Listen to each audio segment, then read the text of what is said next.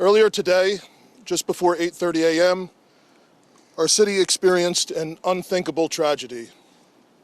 Minneapolis police officers responded to a report of a shooting at a mass that was happening at the Annunciation Roman Catholic Church on the block behind me. This worship service was marking the first week of school for children that are attending the Annunciation Catholic School. During the Mass, a gunman approached on the outside, on the side of the building, and began firing a rifle through the church windows towards the children sitting in the pews at the Mass. Shooting through the windows, he struck children and worshipers that were inside the building.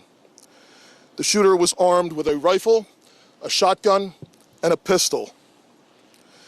This was a deliberate act of violence against innocent children and other people worshiping. The sheer cruelty and cowardice of firing into a church full of children is absolutely incomprehensible. Police officers from the Minneapolis Police Department immediately responded, entered the church, and attempted to provide first aid and rescue some of the children that were hiding throughout the building, while other first responders came and EMS responded to rush victims to nearby hospitals. 2 young children, ages 8 and 10, were killed where they sat in the pews. Their parents have been notified. 17 other people were injured, 14 of them being children. 2 of those children are in critical condition.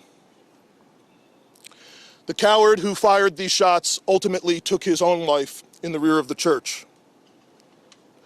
Our hearts are broken for the families who have lost their children, for these young lives that are now fighting to recover, and for our entire community that has been so deeply traumatized by this senseless attack.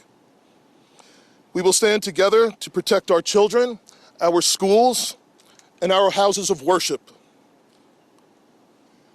This deliberate act of violence is just a sign of cruelty that is beyond comprehension. Our hearts are broken for everyone that's been affected by this tragedy. As we begin the difficult path of healing, I want the community to know this, that even in the face of such evil, the Minneapolis Police Department and all of our law enforcement partners stand with our community. We stand with these families and with this parish. We will continue to be here for you.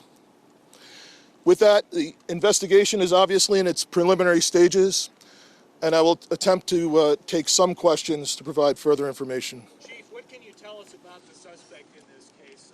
How old was he? Any kind of motivation? Any notes or any other information that he left behind? So we were looking, the question was, what can be said about the shooter? We believe it is one suspect, a sole shooter. We believe he is deceased. He is in his early 20s, does not have an extensive known criminal history, and we are looking through information left behind to try and determine some type of motive. Yeah. How many kids at the school? How many kids at the school? How many children? I don't have an exact, the question was how many children at the school. There were dozens of children inside the Mass at the time. I don't have an exact count.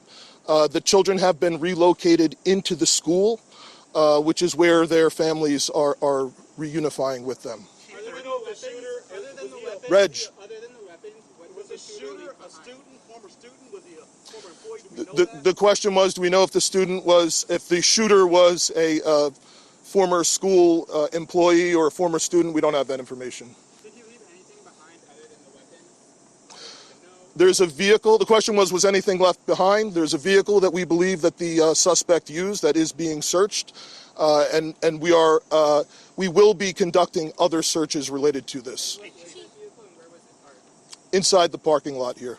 Yep. There was some neighbors who said that the door to the church had been barricaded. Yep. Is that correct? So the question was, neighbors had said that the door to the church had been barricaded.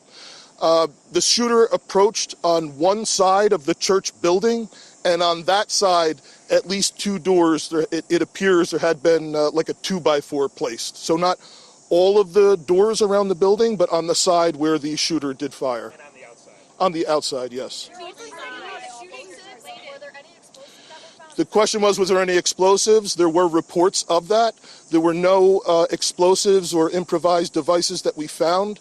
I do believe there was one, I guess you would call it a smoke bomb, like not an explosive, but a sort of a firework that would release smoke. And which side of the building? North, south? The side that is closest to us, here, on this side. Yep. Was this incident related also at these nearby homes?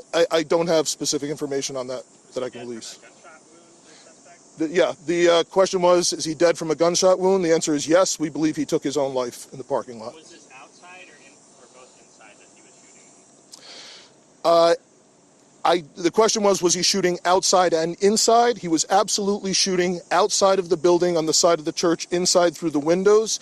It appears he may have gone inside, but I don't believe we've located any casings inside the building. So I'm not certain if he fired also while inside. It appears, if not all, most of the shooting happened outside the building. Chief, is this shooting related to any other shootings that happened in the last 24 So, hours?